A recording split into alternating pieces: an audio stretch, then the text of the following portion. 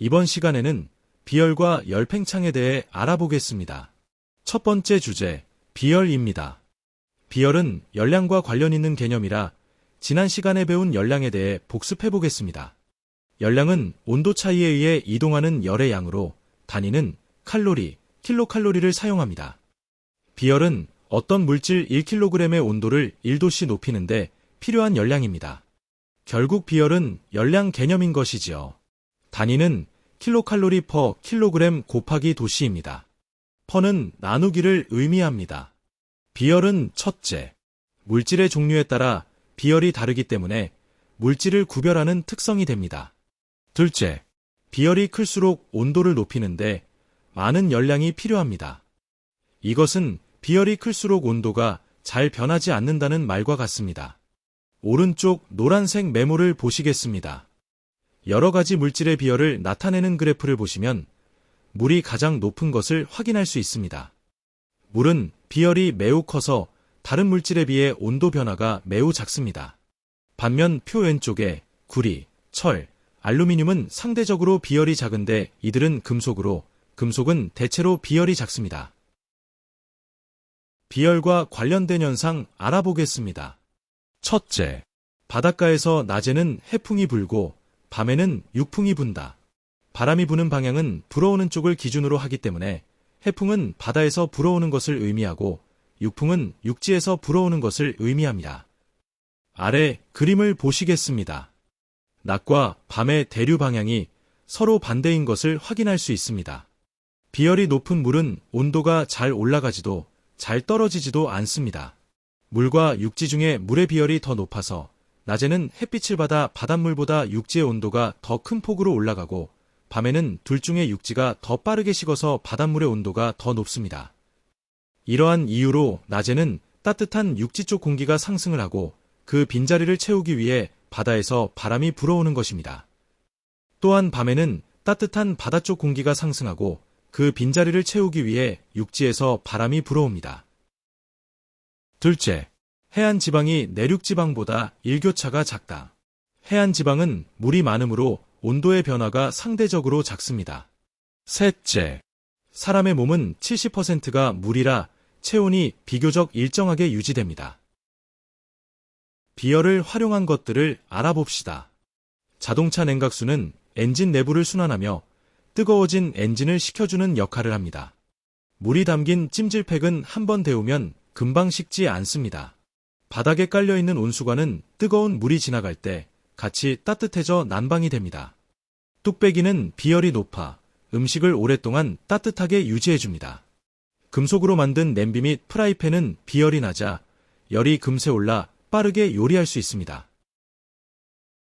비열과 열량과의 관계를 과학 개념과 수학을 활용하여 알아봅시다. 우선 비례라는 수학 개념을 이해해 봅시다. 비례는 1학년 수학 3단원에 나오는 내용으로 한쪽이 2배, 3배, 4배가 되면 다른 쪽도 똑같이 2배, 3배, 4배가 되는 것을 의미합니다. 다르게 표현하면 한쪽이 커지면 다른 쪽도 커지고 한쪽이 작아지면 다른 쪽도 작아지는 관계를 말합니다. 비열은 어떤 물질 1kg의 온도를 1도씨 높이는 데 필요한 열량으로 질량 1kg과 온도 변화 1도씨를 기준으로 합니다. 여기서 질량이 더 커지면 필요한 열량이 더 커질 것이고 온도 변화가 더 커지면 역시 열량이 더 커질 것입니다. 일상생활 속에서 생각해 봅시다. 우리가 라면물을 끓일 때 라면 한 봉지 분량의 물보다 두 봉지 분량이 물의 질량이 더 크고 물을 끓이는데 더 많은 열량을 가해줘야 합니다. 또한 물을 미지근하게 데우는 것보다는 물을 팔팔 끓일 때 필요한 열량이 더 클 것입니다. 이처럼 열량은 질량과 온도 변화에 비례하며 비열은 열량 개념이기 때문에 비열이 높아지면 당연히 열량도 높아집니다. 따라서 열량은 비열, 질량, 온도 변화 세 가지 요소에 비례하므로 다음과 같은 식을 도출해낼 수 있습니다. Q는 CMT. 여기서 T는 시간을 의미하는 타임이 아니라 온도를 뜻하는 템퍼러처입니다. 그리고 세모 모양은 델타라고 읽으며 이는 변화하는 양, 변화량을 뜻합니다. 다시 제대로 식을 읽어보면 Q는 C, M, 델타 T입니다. 이 공식을 Q는 시멘트로 암기하시면 편리합니다. 앞서 비례의 개념을 배웠는데 이번에는 반비례의 개념을 알아보고 그래프 해석을 시작하겠습니다. 반비례는 한쪽이 2배, 3배, 4배가 될 때 다른 쪽은 2분의 1, 3분의 1, 4분의 1이 되는 것으로 한쪽이 커지면 다른 쪽은 작아지는 관계를 의미합니다. 이제 비열과 온도 변화 그래프를 해석해 보겠습니다. 질량이 같은 서로 다른 두 물질에 같은 열량을 가해 위와 같은 결과가 나왔다고 해봅시다. 비열이 작은 물질 A의 온도 변화는 50도 빼기 10도로 40도이며 비열이 큰 물질 B는 30도 빼기 10도로 20도입니다. 여기서 우리는 온도 변화가 클수록 비열이 작다는 것을 확인할 수 있습니다. 비열의 개념을 생각해보면 이해가 쉬울 것입니다. 따라서 온도 변화와 비열은 서로 반비례라는 결론을 내릴 수 있습니다. 질량과 온도 변화 그래프를 해석해 보겠습니다. 비열이 같은 물질의 질량을 다르게 하여 같은 열량을 가해 위와 같은 결과가 나왔다고 해봅시다. 질량이 작은 물질 C의 온도 변화는 50도 빼기 10도로 40도이며 질량이 큰 물질 D의 온도 변화는 30도 빼기 10도로 20도입니다. 여기서 우리는 온도 변화가 클수록 질량이 작다는 것을 확인할 수 있습니다. 따라서 온도 변화와 질량은 서로 반비례한다는 결론을 내릴 수 있습니다. 지금까지 내용이 이해가 가지 않는다면 영상을 멈추고 화면이나 교재를 보면서 천천히 다시 생각해 봅시다. 시험 문제가 이렇게 나와준다면 비교적 간단하겠지만 현실은 그렇지 않습니다. 실제 문제에서는 그래프에 어떤 물질의 비열이 더 큰지 작은지 알려주지 않고 온도 변화만 알려주기 때문에 여러분이 어떤 물질의 비열이 더 큰지 찾아낼 수 있어야 합니다. 위 상황은 두 물질의 질량과 가해준 열량이 같으므로 열량 공식에서 일정한 열량과 일정한 질량을 제외하고 생각하면 간단합니다. 아래 공식에서 일정한 열량 및 질량을 지우고 나면 비열과 온도 변화만 남습니다. 이 둘은 반비례 관계입니다. 열량과 질량이 일정할 때 한쪽이 커지면 다른 쪽은 작아지기 때문입니다. 이해가 가지 않는다면 간단한 숫자를 넣어 봅시다. 열량을 10이라고 하고 질량을 1로 고정해 봅시다. 비열이 2라면 온도 변화는 5가 나와야 하고 비열이 5라면 온도 변화는 2가 나와야 합니다. 비열이 작으면 온도 변화는 크고 비열이 크면 온도 변화는 작은 반비례 관계를 확인할 수 있습니다.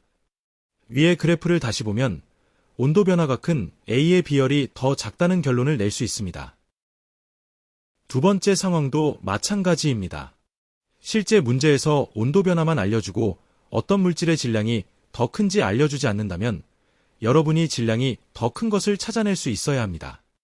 위 상황은 두 물질의 비열과 가해준 열량이 같으므로 열량 공식에서 일정한 비열과 열량을 제외하고 생각하면 됩니다.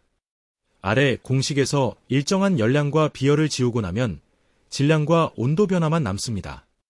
이 둘은 반비례 관계이기 때문에 위의 그래프에서 온도 변화가 큰 C의 질량이 더 작다는 결론을 내릴 수 있습니다. 두 번째 주제, 열팽창입니다. 열팽창은 온도에 따라서 길이 및 부피가 변하는 현상을 말합니다. 원인과 결과를 확실하게 기억하시기 바랍니다. 원인은 온도 변화, 결과는 길이 및 부피 변화입니다. 열팽창은 첫째, 온도가 높아질 때 입자의 운동이 활발해져 입자 사이의 거리가 멀어진다. 따라서 부피가 늘어납니다. 둘째, 온도가 낮아질 때 입자의 운동이 둔해져서 입자 사이의 거리가 가까워집니다. 따라서 부피가 줄어듭니다. 셋째, 물질의 종류에 따라 열팽창 정도가 다릅니다. 단, 기체는 산소, 수소, 헬륨 등 모든 기체의 열팽창 정도가 같습니다. 넷째, 물질의 상태에 따라 열팽창 정도가 다릅니다. 과학에서 말하는 상태라는 개념은 일상생활에서 쓰는 상태가 좋다, 나쁘다가 아니라 고체, 액체, 기체 중에 무엇이냐는 것입니다. 앞으로 과학을 그만두는 그날까지 물질의 상태라는 문구가 나오면 떠올리세요. 고, 액, 기.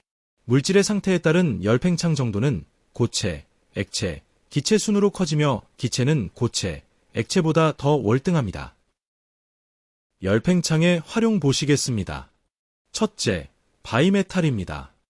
여기서 바이는 2배라는 뜻으로 바이메탈은 열팽창 정도가 다른 두 금속을 붙여서 만든 것입니다.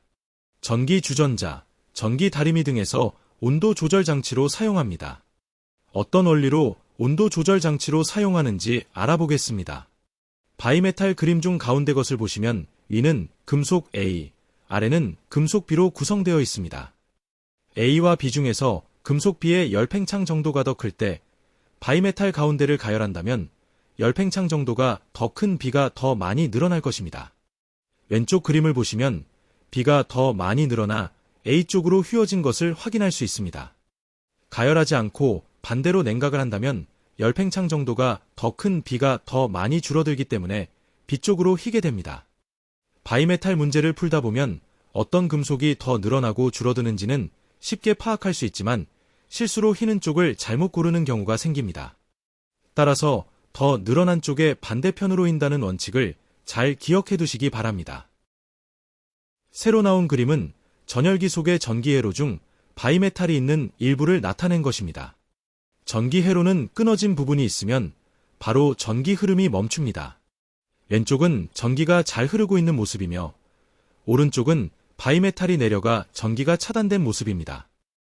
예를 들어 전기 주전자에 물이 팔팔 끓으면 전기 주전자는 더 이상 물을 끓일 필요가 없기 때문에 전기의 흐름을 차단해야 합니다. 오른쪽 그림 속 바이메탈은 많이 열을 받은 상태이며 위쪽 금속의 열팽창 정도가 커서 더 많이 늘어났습니다. 이에 따라 늘어난 쪽의 반대편으로 휘어진 것을 확인할 수 있습니다. 열팽창의 다양한 예를 살펴보겠습니다. 열팽창의 예로 알맞은 것, 알맞지 않은 것을 고르는 문제가 상당히 많이 출제되기 때문에 원인과 결과를 잘 파악하여 골라낼 수 있어야 합니다. 열팽창의 원인은 온도 변화이며 결과는 길이 및 부피 변화입니다. 다리 및 철로 이음새를 꽉 붙여놓는다면 여름철 열팽창으로 뒤틀릴 수 있기 때문에 틈을 두어야 합니다. 가스관 및 송유관은 열팽창으로 인한 폭발을 막기 위해 이동 통로를 구부러지게 만듭니다. 건물을 지을 때 열팽창 정도가 비슷한 철근과 콘크리트를 사용하여 열팽창의 영향을 최대한 줄입니다. 충치 치료 시 이빨에 썩은 부분을 파내기도 하는데 파고 나서 비어있는 부분을 채우기 위해 치아 충전재를 사용합니다. 치아 충전재는 치아와 열팽창 정도가 비슷합니다. 여름에는 전깃줄이 늘어지고 겨울에는 팽팽해집니다. 철로 만든 에펠탑의 높이는 겨울보다 여름에 더 높습니다. 음료수는 열팽창으로 병이 터지는 것을 방지하기 위해 꽉 채우지 않습니다. 꽉 끼인 금속 뚜껑을 열려면 뚜껑을 따뜻하게 하면 됩니다. 꽉 끼인 그릇 2개를 떼어내려면 위의 그릇은 차갑게 하고 아래 그릇은 따뜻하게 하면 됩니다.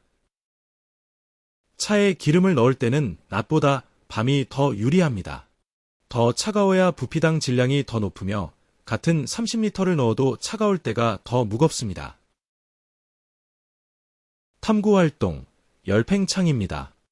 오른쪽 그림은 실온에서 부피가 같은 물과 에탄올을 삼각 플라스크에 넣고 유리관을 장착한 모습입니다. 유리관 속 물과 에탄올의 처음 높이는 그림과 같이 같았습니다. 삼각 플라스크가 담긴 수조에 뜨거운 물을 부었을 때 유리관 속 액체의 나중 높이가 달라졌습니다. 1번. 처음 높이는 같았지만 나중 높이가 달라진 이유는 무엇일까요? 물질마다 열팽창 정도가 다르며 물보다 에탄올의 열팽창 정도가 더 크기 때문입니다. 2번. 수조 속 물과 에탄올은 열평형을 이루었다. 정답은 5입니다. 에탄올 쪽 유리관이 처음 높이에서 출발하여 나중 높이까지 도달하고 더 이상 변화가 없다는 것은 수조 속 물과 에탄올의 온도가 같아졌다는 것입니다. 이는 열평형을 의미합니다. 탐구활동, 열팽창 2번째. 오른쪽 그림과 같은 원형 금속을 골고루 가열하면 모양이 어떻게 변할까요? 모든 방향으로 열팽창이 일어나기 때문에 반지름, 너비 등이 전체적으로 늘어납니다. 오른쪽 그림과 같이 끊긴 부분이 있는 원형 금속에 골고루 열을 가하면 모양이 어떻게 변할까요? 이 문제는 반드시 먼저 깊게 생각해보고 정답을 확인하시기 바랍니다. 정답은 다음과 같습니다. 끊긴 부분이 열팽창으로 좁혀질 것 같지만 오히려 더 멀어지고 끊긴 부분의 면적도 더 넓어집니다. 끊긴 부분만 열팽창이 일어나는 것이 아니라 전체적으로 열팽창이 일어나기 때문입니다. 오늘 배운 내용 중 비열 관련하여 계산하는 문제, 그래프를 해석하는 문제들이 매우 까다롭게 출제됩니다. 문제 풀이 강의가 있으니 꼭 미리 풀어보시기 바랍니다. 이번 강의는 여기까지입니다. 여러분의 앞날을 응원합니다.